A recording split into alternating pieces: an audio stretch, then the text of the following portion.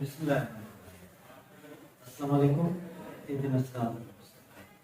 हिकिड़ो छोकिरो हुयो 10वीं दर्जे में पढ़ंदो हुयो त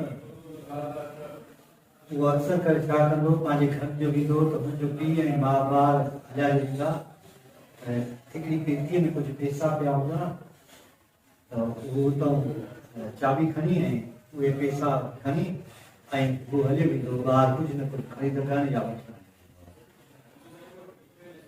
कुछ जो वक्त गुज़रे जॾहिं 12 दर्जे में आयो त हिकिड़े ॾींहुं हुनजे वालिदिन खे ख़बर पई वई त हू शायदि कुझु पैसा वठी ऐं ॿाहिरि ख़र्च थो करे पियो त हुन उन पेतीअ जो तालो ई मटाए छॾियो, तब्दील करे छॾियो।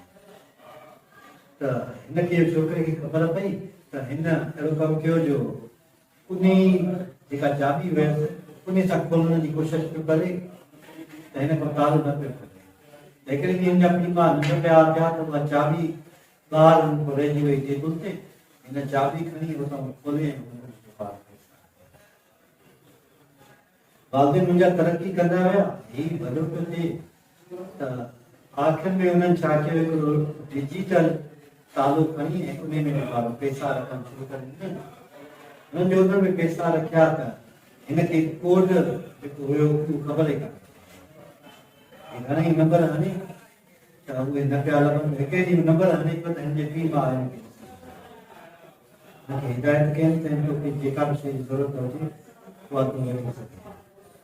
ज़िंदगीअ में हर शइ साॻिए मसइले खे तव्हां साॻिए नमूने सां हल नथा करे सघो। हर नओं मौक़ो तव्हांजे लाइ ज़िंदगीअ में का न का नई शइ खणींदो आहे, नओं सबक़ु खणींदो आहे। जेकर तव्हां उन में नए दौर मुताबिक़ कमु न आयो कंदा त तव्हां ज़िंदगीअ में कॾहिं बि अॻिते सही नमूने सां वधी नथा सघो, न ई तव्हां। अलाह साईं सभिनी खे सिधो रस्तो ॾेखारे ऐं सिधे रस्ते ते